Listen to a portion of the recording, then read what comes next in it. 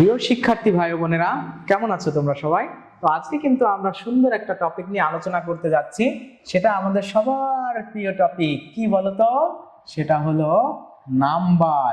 এবং এই জায়গা থেকে সব সময় চাকরি আমাদের যে কম্পিটিটিভ এক্সাম, এই কম্পিটিটিভ এক্সামে যে কোনো ধরনের পরীক্ষাতে অ্যাডমিশন, নার্সিং বা বিএসসি সব ধরনের চাকরির পরীক্ষাতে কিন্তু এই জায়গা থেকে কোশ্চেন থাকে। তো আমরা জানি নাম্বার মানে হচ্ছে বচন বা সংখ্যার ধারণা। এই সংখ্যার ধারণা এটা হচ্ছে দুই প্রকার। একটা হলো কি বলতো? একটা হচ্ছে সিঙ্গুলার নাম্বার আর একটা হচ্ছে প্লুরাল নাম্বার। তো আমরা ছোটবেলায় হয়তো অনেকে পড়েছি যে সিঙ্গুলার প্লুরাল এস বা ইএস যুক্ত করে দিলেই আসলে সব সিঙ্গুলার প্লুরাল মনে হয় হয়ে যায়। কিন্তু বিষয়টা কি এরকম না, সব সময় কিন্তু সিঙ্গুলার প্লুরাল কি করা যায় না, মানে তোমার এস বা ইএস যুক্ত করে দিয়ে করা যায় না।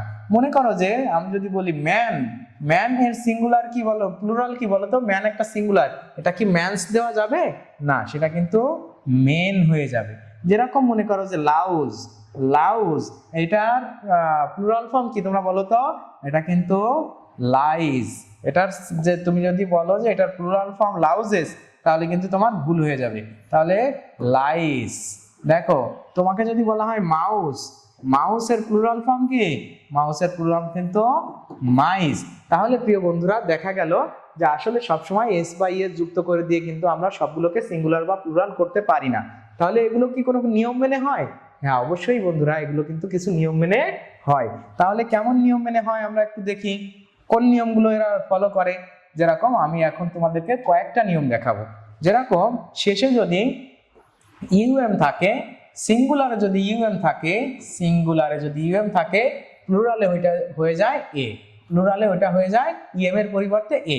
যেরকম দেখো ডেটাম, ডেটাম যদি থাকে ইউএম, তাহলে এটা কিন্তু প্লুরাল হয়ে যাবে ডেটা।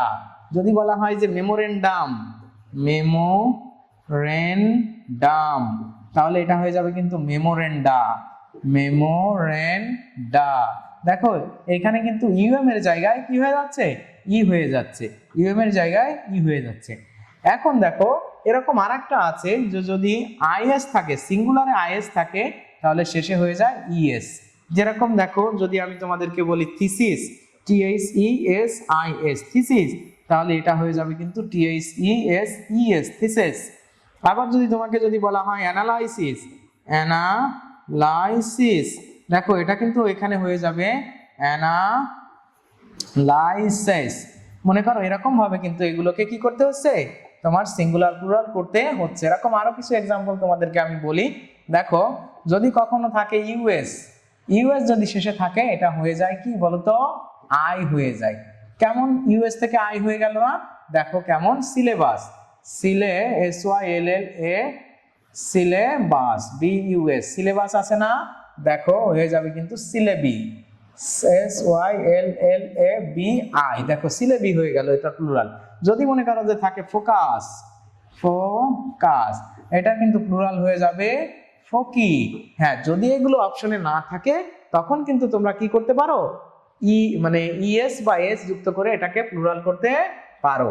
ঠিক এরকম ভাবে কিন্তু আরো অনেকগুলো আছে। যেরকম লাস্টে যদি এফ থাকে, তাহলে কিন্তু VES হয়ে যায়। দেখো এফ যদি থাকে বা FE যদি থাকে, এফ বা FE যদি থাকে, তাহলে কিন্তু ভি হয়ে যায়।